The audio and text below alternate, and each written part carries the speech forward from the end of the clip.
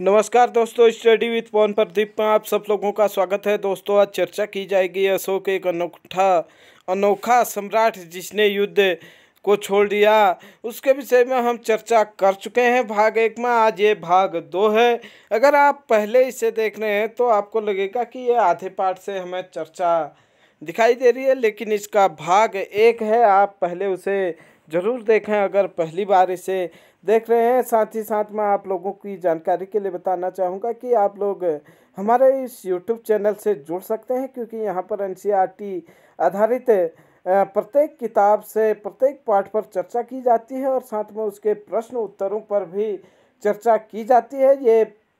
ये चर्चाएं जितना कक्षा 6, 7, 8, 9, 10 वालों के लिए महत्वपूर्ण है, कि उससे भी ज़्यादा महत्वपूर्ण प्रतियोगी परीक्षाओं में भाग लेने वाले लोगों के लिए भी काफ़ी महत्वपूर्ण हो सकते हैं। कल हमने चर्चा की थी कि किस प्रकार मौर्य साम्राज्य की स्थापना चंद्रगुप्त मौर्य ने 322 ईस्वी पूर्व में चाणक्य, कौटिल्य, विष्णुगुप्त की मदद से की थी, और किस प्रकार सेलिकस निकेटर का दूत मेगास्थनीज जिसने इंडिका की रचना की, मेगास्थनीज ने इंडिका की रचना की, भारत दरबार में आया चंद्रगुप्त मौर्य के, और किस प्रकार से उसका वर्णन आप लोगों ने देखा। साथ ही हमने देखा था अशोक के अनेक अभिलेख जो इस भारतीय महाद्वीप या भारतीय उपमहाद्वीप में मिले हैं, और साथ में अशोक पहला ऐसा शासक था जिसने कि सर्वप्रथम अभिलेख लिखने की परंपरा का प्रचलन किया था। आगे चर्चा करते हैं। अशोक एक अनोखा सम्राट। अशोक मौर्य वंश का सबसे प्रसिद्ध शासक थे। वह ऐसे पहले शासक थे जिन्होंने अभिलेखों द्वारा जनता तक अपने संदेश पहुंचाने की कोशिश की। अशोक के ज़्यादातर अभिलेख प्राकृत भाषा ब्राह्मी लिपि में लिखे गए हैं। प्रश्न पूछा जा सकता है कि पहला शासक कौन था जिसने अभिलेख लिखने की परंपरा प्रारंभ की। अशोक पहला शासक था जिसने अभिलेख लिखने की परंपरा प्रारंभ की। दूसरा प्रश्न पूछ सकता है कि अशोक के अभिलेख किस भाषा में लिखे गए हैं। अशोक के अभिलेख प्राकृत भाषा में लिखे गए हैं जो वर्तमान भारत में है। जबकि प्रश्न पूछा जाता है कि अशोक के अभिलेख किस लिपि में लिखे गए हैं। अशोक के अभिलेख ब्राह्मी लिपि में लिखे गए हैं। जबकि आप लोगों को पता होगा जो भारत से बाहर अफगानिस्तान, कंधार, यहाँ अशोक ने अम्राइक लिपि का प्रयोग किया था। और साथ ही साथ आप यहाँ पर कलिंग युद्ध का वर्णन देखेंगे और उसके बारे में जानेंगे। आइए चर्चा शुरू करते हैं। कलिंग युद्ध का वर्णन करता हुआ अशोक का अभिलेख। अशोक क्या कहते हैं या उनका अभिलेख क्या कहता है कलिंग युद्ध के संबंध में। अपने एक अभिलेख में अशोक ने यह बात कही, राजा बनने के 8 साल बाद मैंने कलिंग विजय की। लगभग 1.5 लाख लोग बंदी बना लिए गए, 1 लाख से भी ज़्यादा लोग मारे गए। इससे मुझे अपार दुख हुआ। अशोक, कई विद्वानों का मानना है कि 269 ईस्वी पूर्व में गद्दी में बैठे। इसके 8वें साल या नहीं 261 ईस्वी पूर्व में कलिंग का युद्ध हुआ। इसमें बहुत सारे लोग मारे गए, जिससे अशोक कह रहे हैं कि मेरे को इससे अपार दुख हुआ। जब किसी स्वतंत्र देश को जीता जाता है तो लाखों लोग मारे जाते हैं और बहुत सारे लोग बंदी बना लिए जाते हैं। इसमें ब्राह्मण और शर्मण भी मारे जाते हैं। ये उनका कहना था अशोक का अपने इस अभिलेख में। जो लोग अपने सगे संबंधियों और मित्रों को बहुत प्यार करते हैं तथा दासों और मृतकों के प्रति दयावान होते हैं, वे भी युद्ध में मारे जाते हैं या अपने प्रियजनों को खो देते हैं। इसलिए मुझे पश्चाताप हो रहा है। अब मैंने धम्म का पालन करने एवं दूसरे को इसकी शिक्षा देने का निश्चय किया है।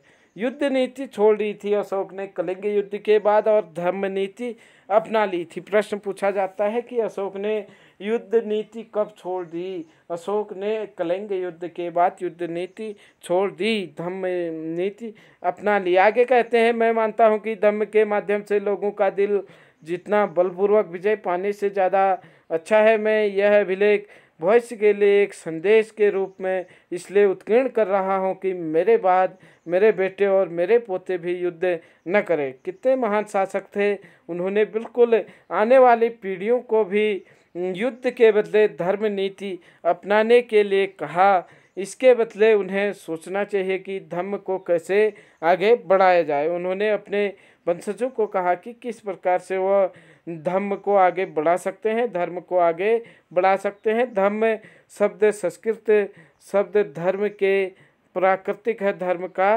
प्राकृतिक शब्द है। आगे चर्चा करते हैं अशोक का कलिंग युद्ध। कलिंग तटवर्ती उड़ीसा का प्राचीन नाम है। अशोक ने कलिंग को जीतने के लिए एक युद्ध लड़ा, लेकिन युद्ध जनित हिंसा और खून खराबा देखकर उन्हें युद्ध से वितृष्णा हो गई। अशोक ने कलिंग का युद्ध, उड़ीसा का प्राचीन नाम है कलिंग, वहाँ पर लड़ा और युद्ध को जीतने के बाद वहाँ पर खून खराबा हिंसा को देखकर अशोक का दिल क्या हो गया, वितृष्णा हो गया। उनके दया वाला भाव जो था वो उजागर हो गया। उन्होंने युद्ध करने या युद्ध न करने के बारे में सोचा और उन्होंने निर्णय लिया कि वो युद्ध नहीं करेंगे और धर्म नीति को अपनाएंगे।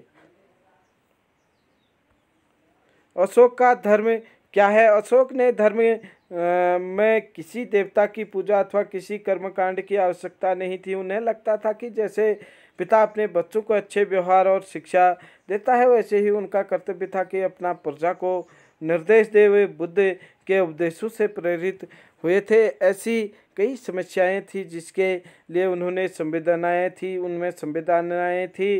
उनके साम्राज्य में अलग अलग धर्मों को मानने वाले लोग थे और इसमें कई बार टकराव पैदा हो जाता था। मतलब इनके साम्राज्य में सभी प्रकार के धर्म के लोग थे, वह कभी आपस में लड़ जाते थे या उनके बीच लड़ाइयाँ हो जाती थी। जानवरों की बलि चढ़ाई जाती थी।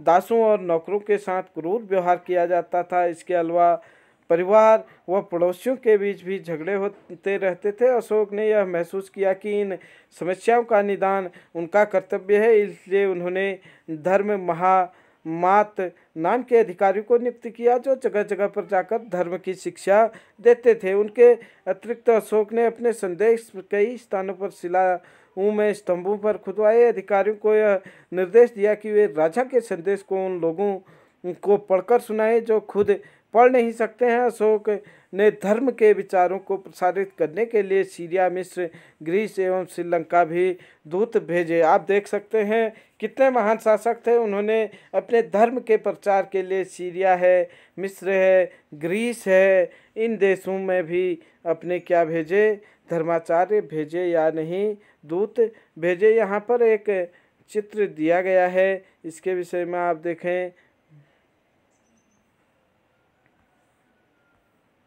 कि यह एक कुब्बड़ वाला सांड है और इसके विषय में आप जान सकते हैं। उत्कृष्ट पॉलिश वाले पत्थर की मूर्ति को देखो, यह बिहार के रामपुरवा से मिले मौर्यकालीन स्तंभ का हिस्सा है। अभी इसे राष्ट्रीय भवन में रखा गया है। यह उस समय का एक मूर्तिकला का नमूना है। आप देख सकते हैं मूर्तिकला का नमूना रामपुरवा बिहार से मिला है और यह वर्तमान में कहाँ है? राष्ट्रपति भवन में है। आगे हम चर्चा को आगे बढ़ाते हैं। अपनी प्रजा के लिए अशोक के क्या संदेश थे? अभी आप लोगों ने देखा कि उन्होंने लोगों के लिए धर्म को बढ़ावा दिया और जो लड़ाई झगड़े मार काट थी उन सब चीज़ों से उन्होंने व्यथित होकर धर्म की नीति को अपना लिया। लोग अपनी प्रजा के लिए अशोक के संदेश लोग विभिन्न अवसरों पर अनुष्ठान करते थे। उदाहरण के लिए जब वे बीमार होते थे, उनके बच्चों का विवाह होता था, बच्चों के जन्म और जब यात्रा शुरू होती थी तब वे तरह तरह के अनुष्ठान करते थे। ये कर्मकांड किसी काम के नहीं है। इसके बदले यदि लोग दूसरी रीतियों को माने तो वह ज़्यादा फलदायी होंगे। ये अन्य प्रकार की रीतियाँ क्या है? ये हैं अपने दासों और नौकरों के साथ अच्छा व्यवहार करना, बड़ों का आदर करना, सभी जीवों पर दया करना और ब्राह्मणों तथा श्रमणों को दान देना। अपने धर्म की प्रशंसा या दूसरे के धर्म की निंदा करना, दोनों को बातें गलत हैं।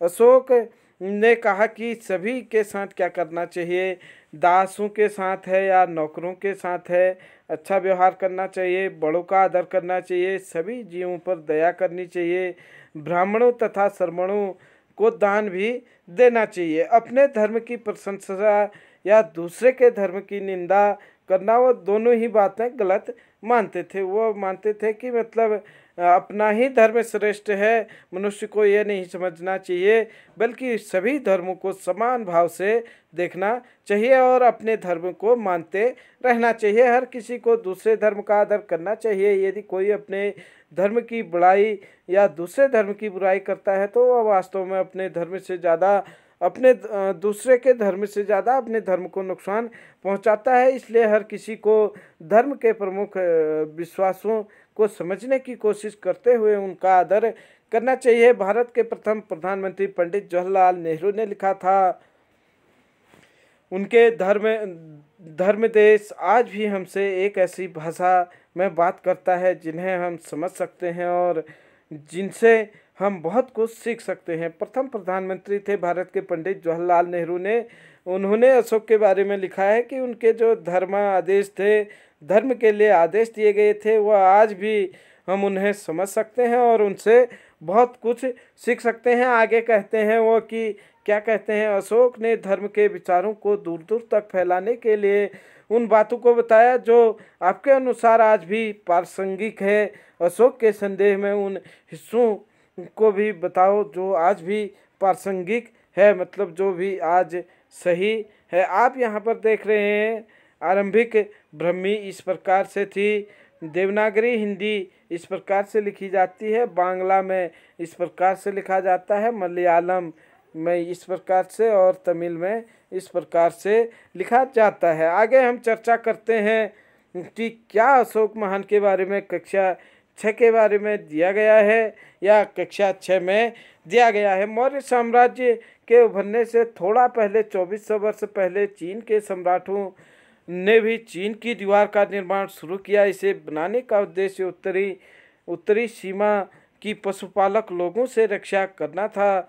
अगले 2000 वर्षों तक इस दीवार का निर्माण कार्य चलता रहा क्योंकि साम्राज्य की सीमाएं बदलती रही। यह दीवार लगभग 6400 किलोमीटर लंबा है। आप देख सकते हैं the great wall of China दीवार यहाँ पर दिखाया गया है और उसके बारे में बताया गया है। इसकी लंबाई 6400 किलोमीटर है। इसे बनाने में 2000 वर्षों का समय लगा और पशुपालकों से ये लोग उत्तरी सीमा की रक्षा करना चाहते थे तथा पत्थर और ईंटों से बनी है। इसकी ऊपरी सड़क जैसी चौड़ी है। इन दीवार को बनाने के लिए हजारों लोगों को काम करना पड़ा। हर 100-200 मीटर की दूरी पर इस पर निगरानी के लिए बुर्ज बने हुए हैं। पड़ोसी देशों के प्रति अशोक का रवैया चीनी सम्राटों के रवैये से भिन्न था। चीनी सम्राट जहाँ पर दूसरे धर्मों या दूसरे देशों का सम्मान कम करते थे, वहीं अशोक दूसरे धर्मों और दूसरे देशों को भी सम्मान की भाव से देखते थे। आगे की बात, लगभग 2200 वर्ष पहले मौर्य साम्राज्य का पतन हो गया। इसके स्थान पर साथ ही अन्य जगहों पर भी कई राज्यों का उदय हुआ। पश्चिमोत्तर तथा उत्तर भारत के कुछ भागों में करीब 100 सालों तक हिंद यवन राजाओं ने, इसके बाद उत्तर तथा पश्चिमोत्तर भारत में शक एवं एशियाई लोगों ने शासन किया। प्रश्न पूछा जाता है कि भारत आने वाले प्रथम विदेशी कौन थे, तो भारत आने वाले प्रथम विदेशी यवन लोग थे। उसके बाद यवनों के बाद शक, यहाँ पर शकों ने शासन किया, जैसे कि आप लोग यहाँ पर देख पा रहे हैं। शकों के बाद इसमें कुछ राज्य लगभग 500 वर्षों तक टिके, जब तक कि शक शासकों को गुप्त शासकों से पराजय नहीं मिल गई। अध्याय 10 में इसके बारे में आप पढ़ोगे। शकों के बाद कुषाणों के बाद 2000 वर्ष पहले का शासन स्थापित हुआ। अध्याय 9 में तुम कुषाणों के बारे में अधिक जानोगे। उत्तर तथा मध्य भारत के इलाकों में मौर्य सेना नायक पुष्यमित्र शुंग ने एक राज्य की स्थापना की। शुंगों के बाद कौण वंश कर्ण वंश के शासन चला और 1700 वर्ष पहले गुप्त साम्राज्य की स्थापना हुई। आप देखेंगे आगे को कि किस प्रकार से हिंद यवन आए यहाँ पर, उसके बाद शक आए, फिर कुषाण आए, उसके बाद आप लोग देखेंगे कि पुष्यमित्र शुंग का शासन प्रारंभ हुआ, जो चंद्रगुप्त मौर्य के सेनापति मौर्य वंश के सेनापति हुआ करते थे। साथ में कर्ण वंश का साम्राज्य विस्तार हुआ। उसके बाद यहाँ पर गुप्त वंश की स्थापना हुई। हमने देखा कि पश्चिमी भारत के कुछ हिस्सों में शकों का शासन था और यहाँ पश्चिमी भारत तथा मध्य भारत पर शासन कर रहे सातवाहन शासकों के साथ इनके कई युद्ध हुए। लगभग 2100 साल पहले स्थापित सातवाहन राज्य 400 सालों तक टिका रहा। लगभग 1700 वर्ष पहले मध्य तथा पश्चिमी भारत में वाकाटक वंश का स्थापना हुई या उदय हुआ, वाकाटक वंश का। उसके बाद आप देखेंगे दक्षिणी भारत में 2200 से 1800 वर्ष पूर्व चोलों, चेरों तथा पांड्यों का शासन हुआ या पांड्यों का उदय हुआ। पांड्यों ने शासन किया। लगभग 1500 साल पहले पल्लव, चालुक्य के दो बड़े राज्यों की स्थापना हुई। इसके अलावा और भी कई राज्य और राजा थे। इनके बारे में हमें उनके सिक्कों, पांड्य लिपियों तथा पुस्तकों से पता चला है। इन सब के साथ साथ अनेक ऐसे परिवर्तन हो रहे थे जिसमें सामान्य स्त्री पुरुष का महत्वपूर्ण योगदान था। इसमें कृषि का प्रसार, नए शहरों का विकास, उद्योगों तथा व्यापार में प्रगति हुई थी।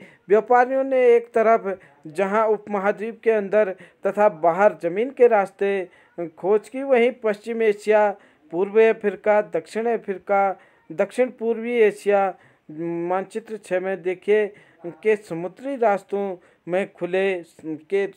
रास्ते खुले और मंदिरों, स्तूप तथा इमारतों का निर्माण होना, किताबें लिखी गई, साथ ही वैज्ञानिक खोजें हुई। ये सारी बातें साथ ही साथ हो रही थी। इन सब पुस्तकों के बाकी हिस्सों में पढ़ते हुए तुम इन बातों को ध्यान रखना। आगे को हम सब ये पढ़ेंगे। आप देख सकते हैं सातवाहन सिक्का है, यहाँ पर शकों का सिक्का किस प्रकार का होता था ये आप देख सकते हैं, और कुषाणों ने किस प्रकार के सिक्के चलाए।